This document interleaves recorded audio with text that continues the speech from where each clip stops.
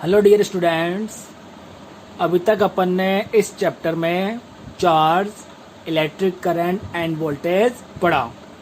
आज अपन इसी के आगे एक new and important topic discuss करेंगे, ओम्स लॉ। ओम्स लॉ क्या? ओम्स लॉ रिलेशनशिप को शो करता है बिटवीन वोल्टेज एंड करंट।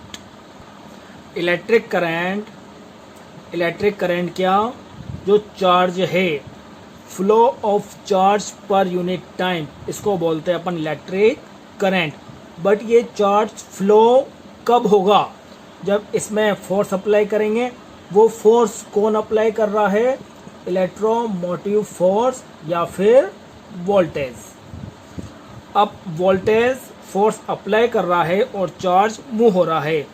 अब जितना ज़्यादा फोर्स या जितना ज़्यादा अपन वोल्टेज अप्लाई करेंगे उतनी ही स्पीड से चार्ज मूव करेगा, और जितनी स्पीड से चार्ज मूव करेगा उतना ही ज़्यादा क्या होगा? करंट। इट मीन्स वोल्टेज की वैल्यू हाई होने पर करंट की वैल्यू हाई होती है, क्योंकि चार्ज पर ज़्यादा फोर्स लगता है, वो ज़्यादा फास्टली मूव करता है, उससे करंट की वैल्यू हाई होती है। इट मीन्स वोल्टेज इंक्रीज करने पर करंट इंक्रीज हो रहा है एंड वोल्टेज डिक्रीज करने पर करंट डिक्रीज हो रहा है। तो ये बोला जा सकता है कि जो वोल्टेज है वो डायरेक्टली प्रोपोर्शनल है किसके? करंट के। बट एक कंडीशन है, अगर temperature and pressure remains constant. Why? क्योंकि जो वायर है या जो कंडक्टर है जिसमें फ्री इलेक्ट्रॉन्स या फिर चार्ज फ्लो होंगे, टेम्परेचर और प्रेशर चेंज होने पर जो नंबर ऑफ फ्री इलेक्ट्रॉन्स है उनकी वैल्यू चेंज हो जाती है, जिससे करंट की वैल्यू पर इफेक्ट होता है। तो ओम्स लॉ ये होता है कि वोल्टेज करंट के प्रोपोर्शनल है, बट कब? जब temperature and pressure remains constant. अगर वोल्टेज को V से रिप्रेजेंट करें, करंट को I से रिप्रेजेंट करें, तो वोल्टेज करंट के प्रोपोर्शनल है, तो ये आ गया अपने पास प्रोपोर्शनल। प्रोपोर्शनल रिलेशन शो करता है कि one physical quantity other physical quantity के रेस्पेक्ट में किस टाइप से चेंज हो रही है। तो यहाँ पर वोल्टेज इंक्रीज होने पर करंट इंक्रीज होगा, वोल्टेज डिक्रीज होने पर करंट डिक्रीज होगा। तो एक तरह से ये एक दूसरे के प्रोपोर्शनल है। और जब भी प्रोपोर्शनल साइन हटता है इक्वल टू में, तो कुछ ना कुछ कांस्टेंट आता है, और यहाँ पर जो कांस्टेंट आएगा वो कांस्टेंट आएगा R। ये R एक प्रोपोर्शनली कांस्टेंट है जिसको बोलते हैं रेजिस्टेंस। रेजिस्टेंस किसी भी कंडक्टर या मटेरियल की प्रॉपर्टी होती है जो फ्लो ऑफ करंट का अपोज करती है। जैसे यहाँ पर आ गया V इक्वल टू RI, तो यहाँ से अगर आप रेजिस्टेंस की वैल्यू निकालोगे तो रेजिस्टेंस की वैल्यू आ जाएगी R equal to V upon I। तो यहाँ पे अपन देखेंगे, अगर किसी डिवाइस के लिए पोटेंशियल डिफरेंस या फिर वोल्टेज, ये वोल्टेज कांस्टेंट है, तो R एक तरह से I के इन्वर्सली प्रोपोर्शनल हो रहा है। इट मीन्स अगर R रेजिस्टेंस की वैल्यू हाई है तो करंट की वैल्यू लो होगी, और रेजिस्टेंस की वैल्यू लो है तो करंट की वैल्यू हाई होगी। इस तरह से जो रेजिस्टेंस है, रेजिस्टेंस क्या करता है? रेजिस्टेंस फ्लो ऑफ करंट का अपोज करता है। जिस तरीके से एक प्लेन रोड पर अगर कोई व्हीकल मूव कर रहा है और यहाँ पर अगर स्पीड ब्रेकर बने हुए हैं तो ये स्पीड से भी मूव करेगा, तो इन ब्रेकर्स की वजह से इसकी स्पीड डिक्रीज हो जाएगी। सेम ऐसे ही अगर कोई कंडक्टिंग वायर है उसमें कोई करंट फ्लो हो रही है और अगर यहाँ पे इसका रेजिस्टेंस ज़्यादा होगा तो फ्लो ऑफ करंट का अपोज होगा और करंट की वैल्यू कम हो जाएगी। रेजिस्टेंस एक फिजिकल क्वांटिटी है जिसकी यूनिट होती है ओम और इसका सिंबल इसको अपन रिप्रेजेंट करते हैं इस तरीके से। जैसे अगर आप ओम इस तरह से लिखो तो यहाँ से अगर अपन इसको हटा दें तो ये जो बना ये अपने पास बन जाएगा ओम, रेजिस्टेंस की यूनिट। बहुत सारे इलेक्ट्रिकल कंपोनेंट्स आते हैं जिनको किसी इलेक्ट्रिक सर्किट में कनेक्ट करके उस सर्किट में करंट की वैल्यू को कंट्रोल कर सकते हैं, उनको बोलते हैं रजिस्टर्स। तो रजिस्टर्स का वर्क क्या है? सर्किट के अंदर रेजिस्टेंस को प्रोड्यूस करना और रेजिस्टेंस प्रोड्यूस करने से क्या होगा? करंट की वैल्यू कंट्रोल हो जाएगी। या अपन बोलें जो चार्ज फ्लो हो रहा है वो कंट्रोल हो जाएगा जिससे करंट जो फ्लो होगी वो कम होगी। रजिस्टर रेजिस्टेंस प्रोड्यूस करता है और उसका जो इलेक्ट्रिकल सिंबल है, रेजिस्टेंस का इलेक्ट्रिकल सिंबल इस तरीके से होता है। तो ये जो डिनोट कर रहे हैं एक तरह से जो शेप स्पीड ब्रेकर की तरह है, तो जो भी करंट यहाँ से फ्लो होगी तो यहाँ से फ्लो होने पर ये कंट्रोल हो जाएगी या इसकी वैल्यू डिक्रीज हो जाएगी।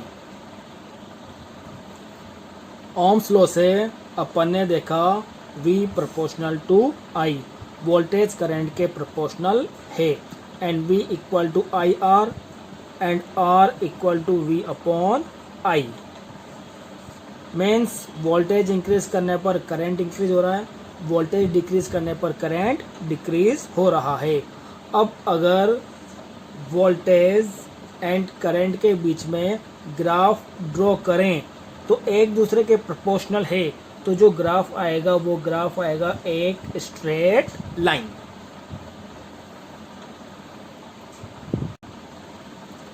आर की वैल्यू होती है V अपॉन I, आर की यूनिट है ओम। तो इस तरह से अपन यहाँ पर 1 ओम को डिफाइन कर सकते हैं। आर की वैल्यू 1 ओम कब होगी?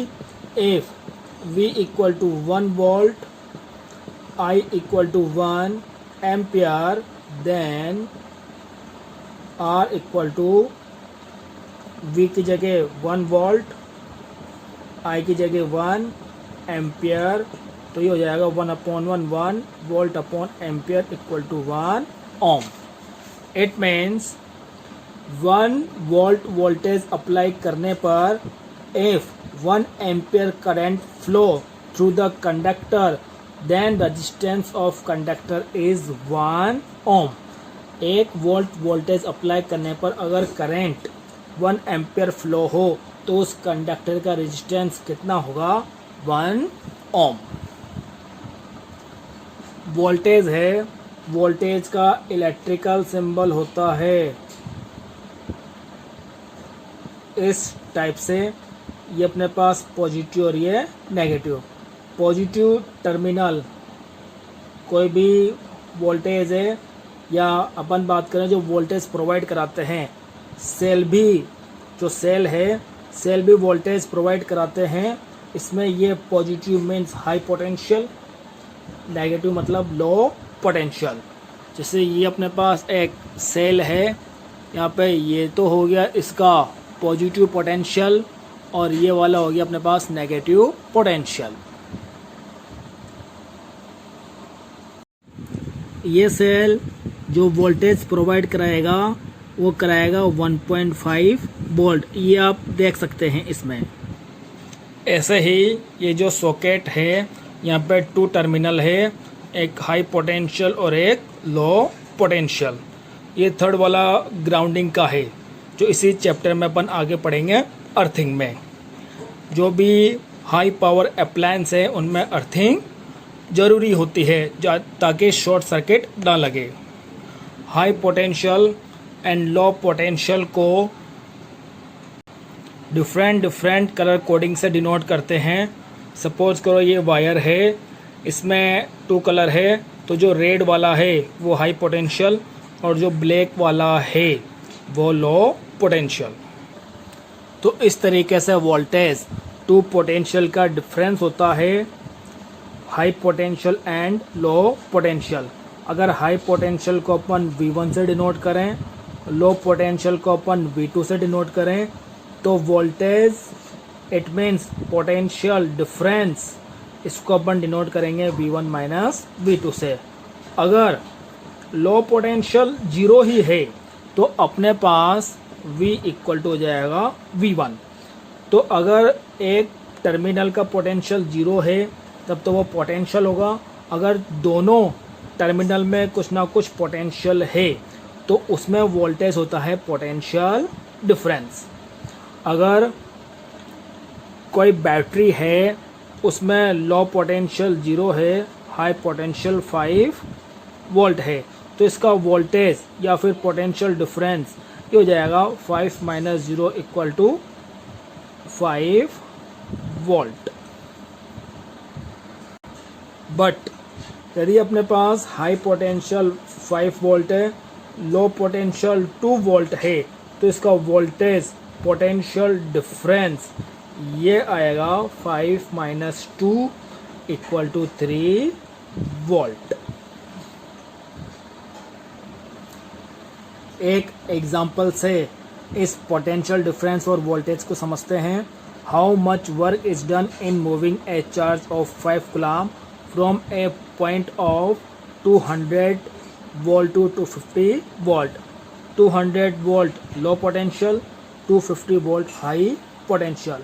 अपन को फाइंड आउट करना है वर्क डन। अपन जानते हैं वोल्टेज की डेफिनेशन से V equal to W upon Q। तो यहाँ पे जो ये W है ये है Q into V।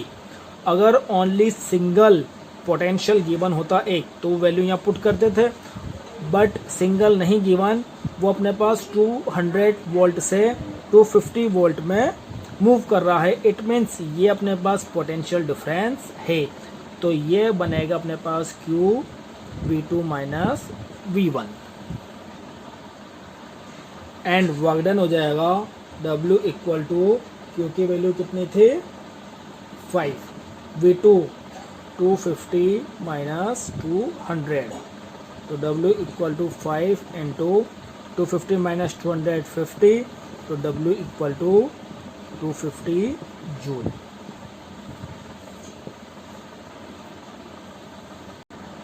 Ohms law का एक छोटा सा क्वेश्चन। कोई वायर है, उसके थ्रू 0.6 एम्पेयर करंट फ्लो हो रही है और उसके 2 पॉइंट्स के बीच में वोल्टेज 12 वोल्ट है। तो रेजिस्टेंस कैलकुलेट करना है।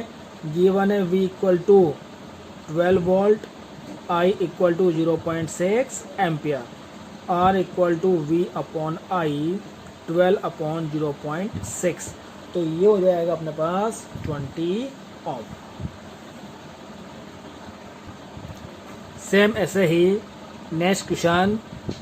इलेक्ट्रिक आयरन का रेजिस्टेंस है 50 ओम एंड उसके थ्रू जो करंट फ्लो हो रही है 4.2 एम्पियर। तो अपन को वोल्टेज फाइंड आउट करना है। गिवन क्या है 50 ओम, करंट कितनी है 4.2 एम्पियर। तो वोल्टेज फॉर्मूले से IR 4.2 इंटू 50, इसको सॉल्व करेंगे तो आ जाएगा 210 volt. Next question. The voltage between the terminal of electric heater is 75 volt when current is 5 ampere, then what is the resistance of heater. तो पहले रेजिस्टेंस ऑफ हीटर निकाल लेंगे।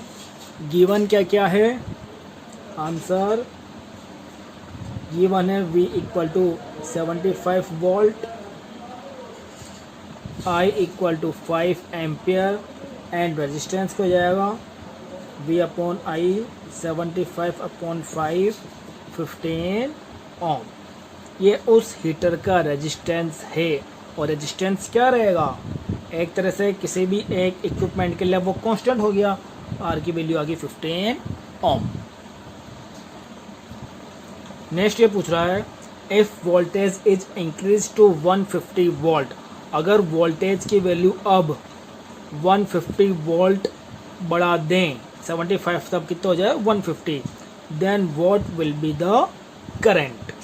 वोल्टेज की वैल्यू 150 होने पर करंट की वैल्यू कितनी होगी। आर की वैल्यू 15 ओम कैलकुलेट होगी थी। अगर वोल्टेज की वैल्यू को अपन इसको वी डैश से डिनोट करेंगे 150 वोल्ट कर दें तो करंट की वैल्यू क्या होगी, new I equal to V upon R ohm's law से 150 वोल्ट अपॉन 15 ओम तो जाएगा 10, करंट की यूनिट एम्पियर। और डायरेक्टली शॉर्ट टिक से भी अपन देख सकते हैं वोल्टेज की वैल्यू 75 वोल्ट से 150 वोल्ट हो रही है, जस्ट डबल, तो करंट की वैल्यू भी जस्ट डबल हो जाएगी 5 ampere to 10 ampere. Thank you. For more practice questions and doubt and notes contact on this number and WhatsApp at 3029888756.